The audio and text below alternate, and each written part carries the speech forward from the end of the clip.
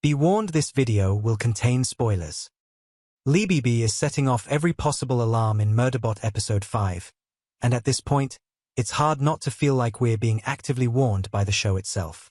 Her entire introduction feels like one giant red flag, and the more you sit with it, the more it looks like she's not just a weird survivor. She might not be a survivor at all. Let's start with what we do know. She shows up right after Murderbot shoots itself, and conveniently, she's the only person left alive from the DeltFall massacre. The official explanation? She's just some indentured servant who was doing laundry or running basic maintenance. That's already fishy. DeltFall is a scientific expedition on a foreign planet. They're bringing sec units and conducting high-level research, and yet we're supposed to believe they dragged along a glorified janitor with limited security clearance? That doesn't hold up. Her story is even thinner when you look at her behavior. She says she doesn't know anything about what happened at DeltFall, but she also doesn't seem particularly shocked by the violence. In fact, she immediately starts poking around Murderbot, staring at it, commenting on its body, and even making overt sexual advances. This is someone who just survived a massacre, and instead of processing the trauma, she's hitting on an agenda, a sexual security unit? That's not just inappropriate, it's calculated. Almost like she wants to disarm Murderbot emotionally before it regains its full faculties. What's worse is how fast she turns on it. The moment Murderbot is brought back for repairs, she starts insisting that they destroy it before the combat override module can be removed. That feels like someone trying to cover their tracks, not someone worried about safety. Her confrontation with Gurathin only deepens the mystery.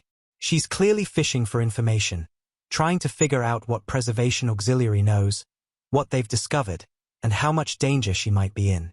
And let's talk about how nobody else from DeltFall survived. That includes people with better access, better hiding spots, and, presumably, better relationships with the sec units. Yet Leebeebee, this one random indentured servant, slips through unnoticed. Even when Murderbot and Arada call out her strange behavior, she keeps pressing forward, like she's on some kind of mission she has to complete. I'm calling it now. Leebeebee isn't who she says she is. The way she inserts herself into Preservation Auxiliary's operation, the way she pushes boundaries, and the way she tries to manipulate the situation all scream plant. I think she's working for the same people who orchestrated the DeltFall massacre.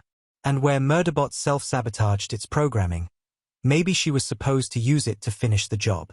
Maybe she's trying to play both sides and get close enough to take out Preservation Auxiliary from within. This theory actually lines up with the conversation between Murderbot and Mensa later in the episode. They start piecing together how someone might have infiltrated DeltFall by posing as Preservation Auxiliary. So what if Leebeebee is doing the opposite? Pretending to be DeltFall so she can get close to Preservation Auxiliary, gain their trust, and then strike? It would explain everything. The weird gaps in her story, her manipulative behavior, and her obsession with Murderbot. So, what do you think? Is Leebeebee a lost and traumatized survivor, or a sleeper agent hiding in plain sight? Drop your theories in the comments, because if she turns out to be the real villain, I won't be the least bit surprised.